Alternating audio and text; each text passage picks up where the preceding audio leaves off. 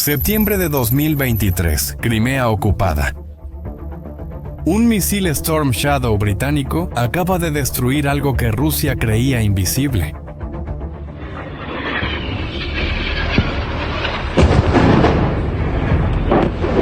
Este no era un objetivo militar común.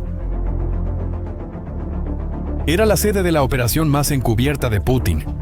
Estoy hablando del comando de la Flota Sombra, que mueve miles de millones de dólares en petróleo ilegal. En ese momento, Putin pensó que solo había perdido un edificio.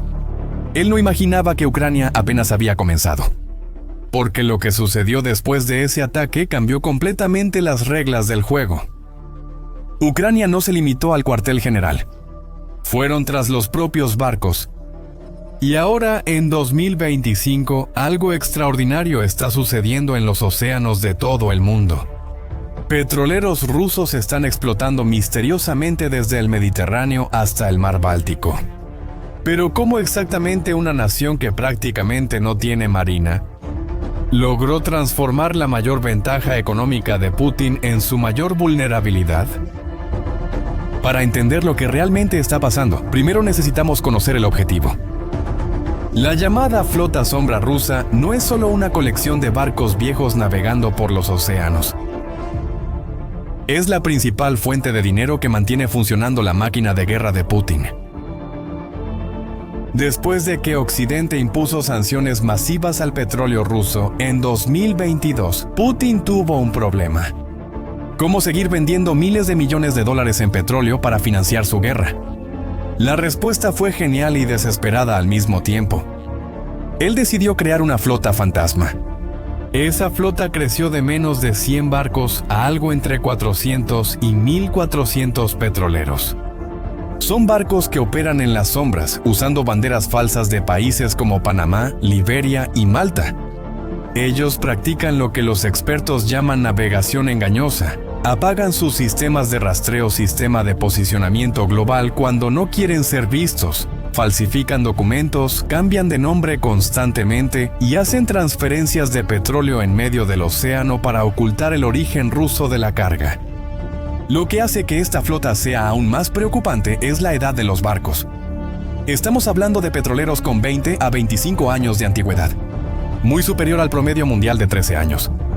Son verdaderas bombas de tiempo flotantes navegando por los océanos con mantenimiento cuestionable y seguro dudoso. Pero los números muestran por qué Putin estaba dispuesto a correr esos riesgos. Entre febrero de 2022 y junio de 2025, Rusia recaudó más de 610,000 millones de dólares solo con ventas de petróleo. Y la Flota Sombra fue responsable de una parte gigantesca de ese dinero. En 2024, el 83% del petróleo crudo ruso era transportado por esos barcos ilegales. Para Putin, cada petrolero de la Flota Sombra representa millones de dólares en ingresos que deberían estar bloqueados por las sanciones occidentales. El problema es que Ucrania también lo sabía. Fue entonces cuando los ucranianos desarrollaron una respuesta que nadie esperaba. Si Occidente no podía detener esos barcos con sanciones, Ucrania los detendría con explosivos. Y el arma secreta de Ucrania para lograr esa hazaña tiene nombre y apellido. Son los drones navales Sea Baby y Magura. Estos no son simples juguetes a control remoto. El Sea Baby mide 6 metros de largo, alcanza 90 kilómetros por hora y puede transportar hasta 850 kilos de explosivos por hasta 1,000 kilómetros de distancia.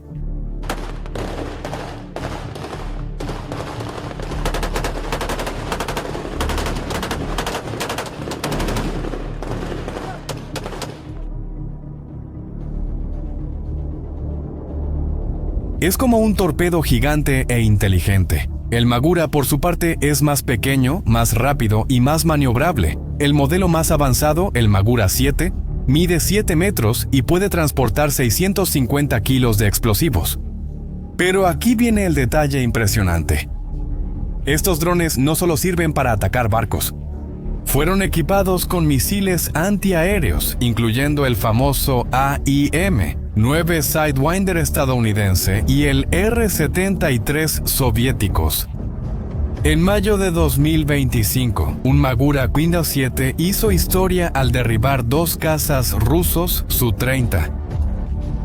Fue la primera vez en la historia que un dron naval derribó aviones de combate.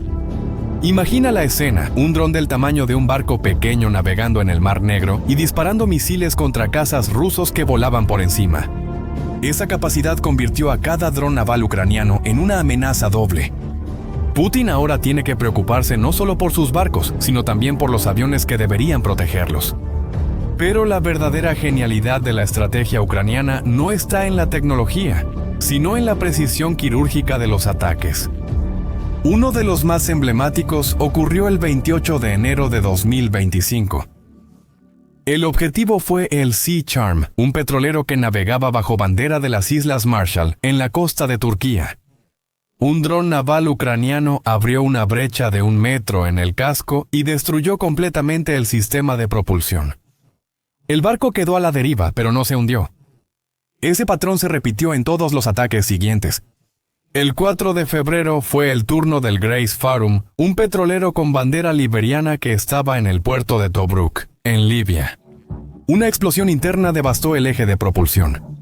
El barco acababa de visitar un puerto ruso y transportaba petróleo para burlar las sanciones. El 15 de febrero ocurrió el que, tal vez, sea el ataque más audaz. El barco Sea Jewel, navegando bajo bandera maltesa, estaba atracado en el puerto italiano de Savona, cuando 2 explosiones simultáneas dañaron su casco y sistema de dirección.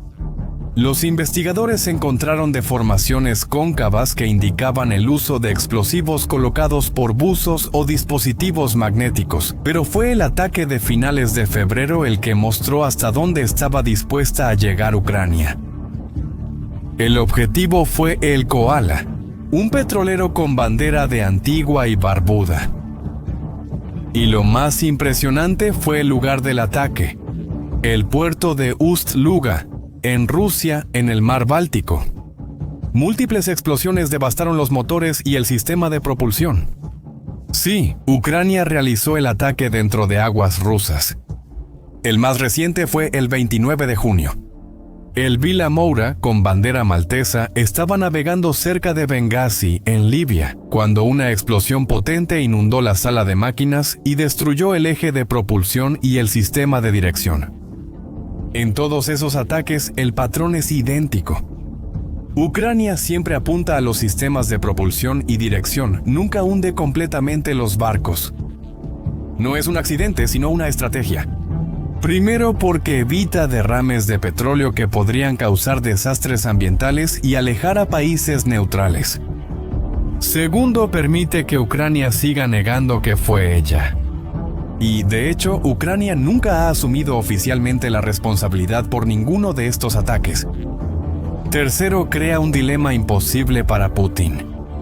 Si Rusia quiere demandar a Ucrania internacionalmente por estos ataques, tendría que probar que los barcos atacados forman parte de su flota fantasma. Eso significaría admitir públicamente que está usando barcos con banderas falsas para evadir sanciones internacionales. En otras palabras, Putin quedó atrapado en una trampa de la que no puede salir. Pero el impacto de esos ataques va mucho más allá de los barcos individuales dañados. La respuesta internacional fue inmediata y dramática. Países del Mar Báltico, como Dinamarca, Suecia y Alemania, empezaron a exigir una prueba de que todos los petroleros que transitan por sus aguas tengan un seguro válido. Casi de la noche a la mañana, la interpretación del derecho marítimo se volvió más estricta. Por su parte, la OTAN lanzó la Operación Baltic Sentry, una misión de vigilancia que utiliza aeronaves de patrulla, buques de guerra y una nueva flota de drones navales Sail Drone para monitorear la flota de Putin en tiempo real. Ahora, el Mar Báltico se ha convertido en una zona de vigilancia militar intensiva, pero la respuesta militar fue solo parte del problema. Los ataques ucranianos también provocaron una crisis en el sector privado. El mercado global de seguros marítimos entró en pánico. Piénsalo, ¿cómo calcular el riesgo de seguro cuando los barcos comerciales pueden ser saboteados por operaciones militares secretas en cualquier parte del mundo? Las aseguradoras tradicionales, que cubren el 90% de la navegación mundial, empezaron a rechazar la cobertura para cualquier barco con vínculos remotos con Rusia. Eso obligó a la creación de un mercado de seguros paralelo con empresas rusas, chinas y de otros países no occidentales, ofreciendo una cobertura dudosa. Se descubrió que algunas de esas aseguradoras emitían documentos completamente fraudulentos. Putin ahora enfrenta costos crecientes para mantener su flota en la sombra funcionando. Cada ataque ucraniano no solo saca un barco de servicio por meses, sino que también aumenta exponencialmente el costo del seguro y mantenimiento de todos los demás barcos de la flota. Como puedes ver, Ucrania transformó la flota en la sombra de Putin, que se suponía sería su solución para evadir las sanciones, en un dolor de cabeza financiero gigantesco. Pero tal vez el aspecto más impresionante de esta campaña sea como confirma una teoría militar de casi 200 años. En el siglo XIX, la Marina francesa desarrolló la doctrina Jean-École, que decía que una marina pequeña podía derrotar a una grande, usando muchas embarcaciones pequeñas, rápidas y baratas contra los barcos capitales del enemigo. Ucrania está aplicando exactamente esa doctrina con tecnología del siglo XXI. Sin una marina convencional, usaron drones navales de bajo costo para neutralizar un tercio de la flota rusa del Mar Negro. Ahora extendieron esa estrategia de la guerra militar a la guerra económica, atacando los barcos comerciales que son los verdaderos barcos capitales económicos de Rusia. Y el futuro de esta guerra sombría en los océanos apenas está comenzando. Rusia ya empezó a responder, desarrollando sus propios contradrones navales y usando helicópteros y aviones para patrullar rutas comerciales.